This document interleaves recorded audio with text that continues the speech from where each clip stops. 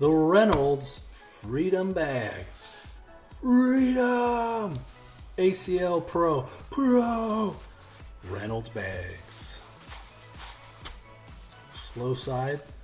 They're calling it a new carpet material. It's not. It's polyester. So let's not call it carpet.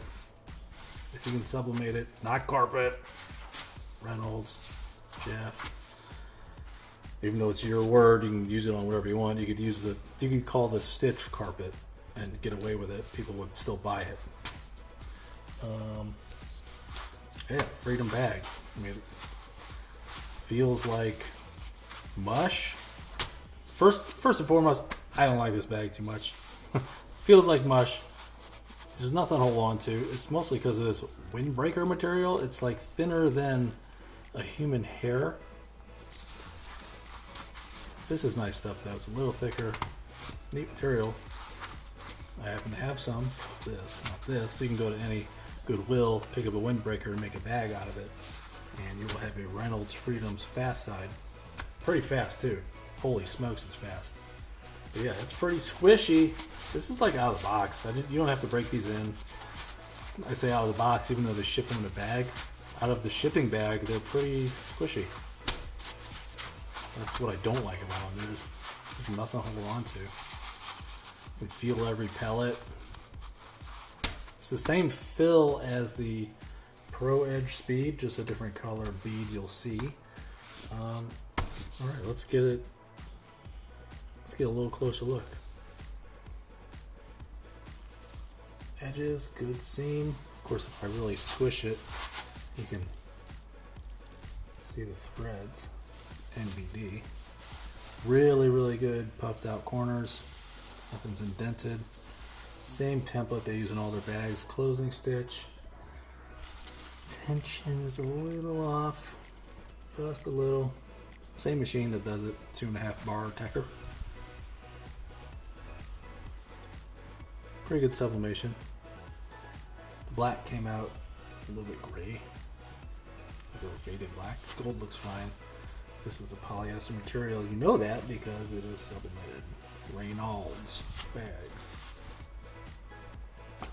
Well, let's get this mushy SOB flipped inside out. Dump it. Okay, this is going to be just like the Pro Edge, just agonizingly slow to come out. Let me try to get these things flipped. Make it come out a little faster.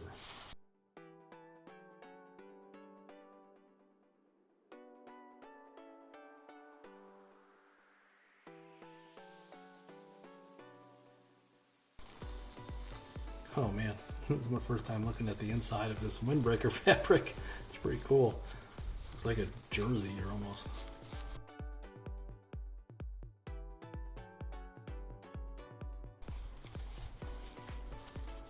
All right, we got it inside out.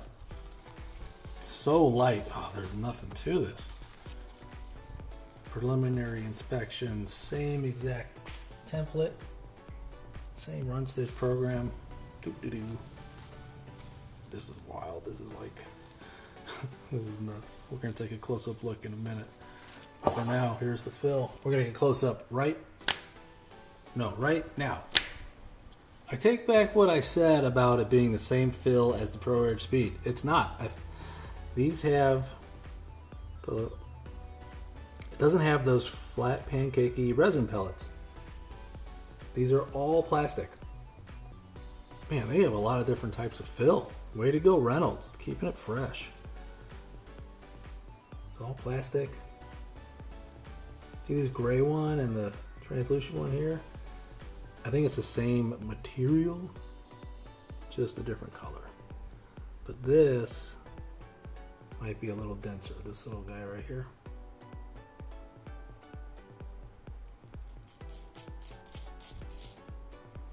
What else we got here? Anything crazy? No.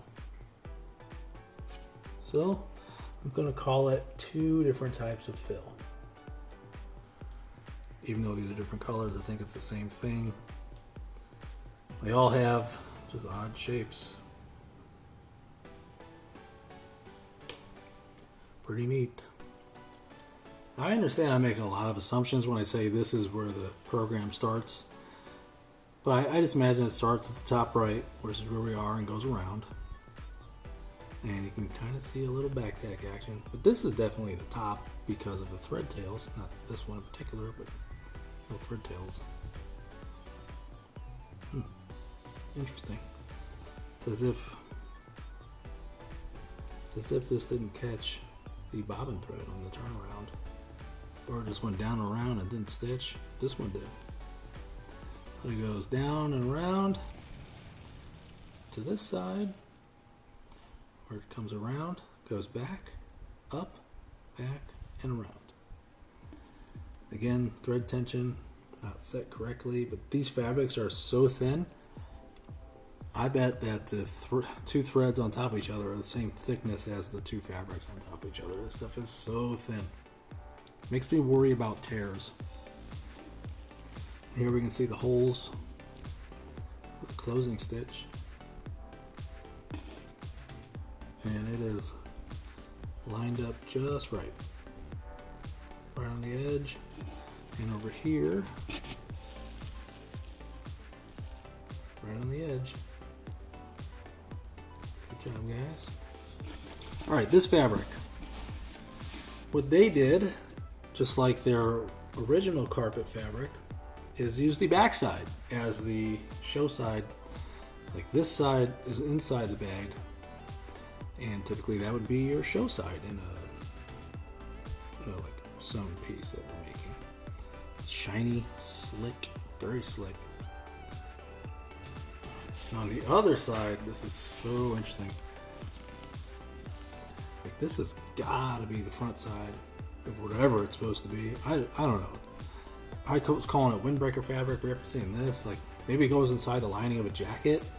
I don't know. It's polyester. But that's just wild. Like this would be a pretty cool actual play side. However, I bet these little guys get caught on everything. I mean, you saw the beads sticking to them. Imagine the slightest nick on a board grabbing one of these and just ruining the whole bag. That's probably why they didn't do that. Over here, this was definitely the bottom side when they did their pattern. Lasered edges. Let's take a closer look here.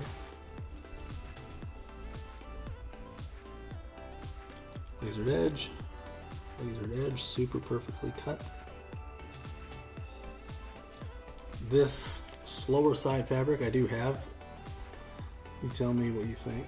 Here it comes right now. Same exact fabric. Oops, a little fur. This is what the back side looks like. It's a little fuzzier. A little fuzz to it. And this is the play side of the fast side. Super tight weave. You can get some really intricate sublimations on this, but you don't want to use a lot of ink because it's so thin. That's why here I gotta push down the. But you see how it's kind of soft gray? That's bleed. But it's more prominent on this fabric just because it's so thin. And the sublimation on the slower side, I mean, it's a fuzzier fabric, so it's about as good as it's going to get.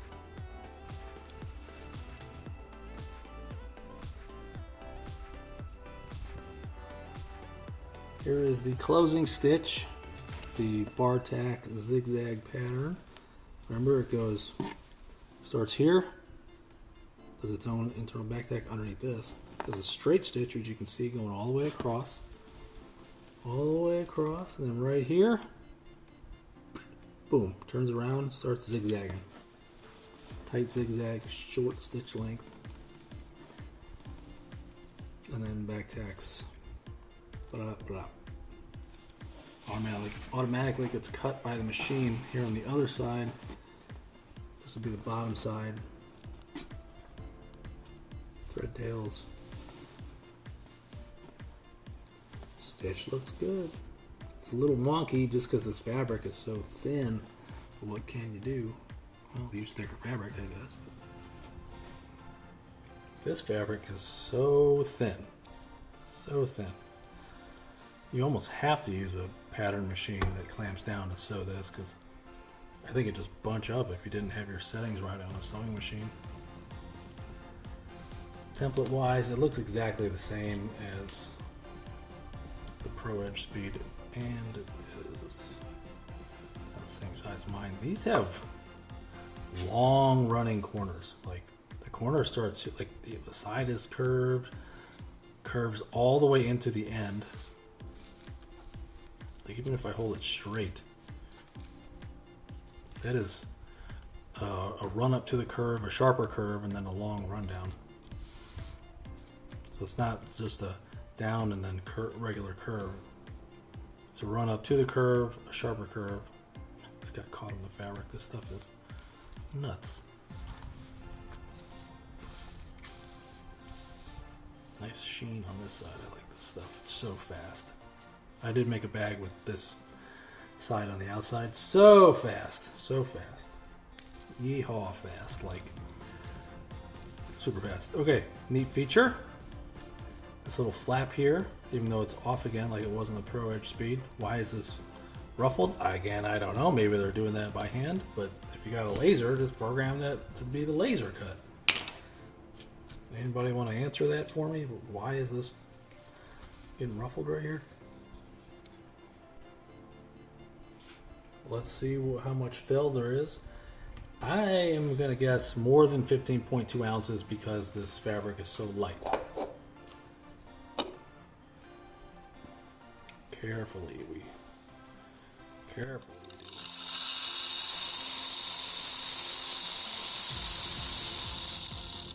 Oh, these are so staticky. It's all plastic.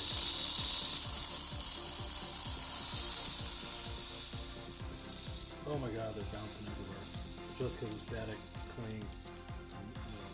Static repel. Oh boy, they're getting everywhere. They're sticking to my finger. Oh my god. Forget it. Forget it. We'll get close, but nowhere near. 15.4. It's more like 15.5. I'm going to try and collect some of these up. I got as many as I could, but they just went absolutely everywhere. 15.3. Did we lose some somehow? This was 15.4. I added more, like 2 little poundfuls. Still a bunch sitting around here. Well, let's see what it weighs with the fabric. 15.8. We'll see how many pellets we lost when we weigh the rest of these right now. Tear it. I'm going to say 15.9. Hey, 15.9. Uh-oh, 15.8. 15.9. 15.9. So we lost 0.1 ounce of beads. They're scattered amongst my table. Yep. That's how it goes sometimes. Let's get this thing flipped inside out. The fabric is so light, like this is so easy to flip. It just slides right through. Too easy. Too easy. And we're gonna get more pellets spread. There's a lot still in the bowl, just stuck to the bowl.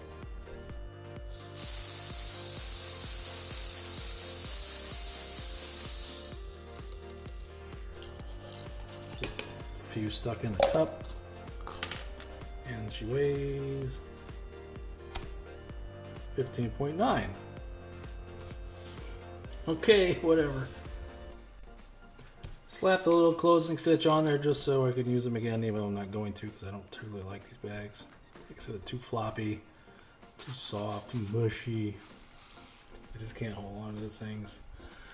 They're not too fast, but on my boards they're too fast because I have fast boards. No, just doing a regular stitch to cover it up. Unless you got that bar tack machine, you're not going to make that stitch by hand. And you could try, but it ain't going to look like that. It's gonna look like garbage. The Reynolds Freedom bag. Not bad. Fairly priced, pro stamp. Unique fabrics. I don't see these fabrics on any of their bags. I have this fabric, but I don't see it on any other bag that I know of. This windbreaker stuff? Never seen it before. I don't know what the heck it's meant to be used for, but interesting choice, guys. Interesting choice. Okay, overall, like the buildmanship, I guess you'd say. It is up there with the rest of the Reynolds bags. Very high quality. Nice stitch. Got the double stitches on the inside. Good stuff. Good template. The classic Reynolds template. Same size. The fill is unique. So far with the 3 Reynolds bags I've had 3 unique fills. So that's cool stuff. Yeah, they're doing a particular fill for each bag. I like that. Yeah. What else can you say? If you like fast, mushy bags that don't hold their shape, this is the bag for you.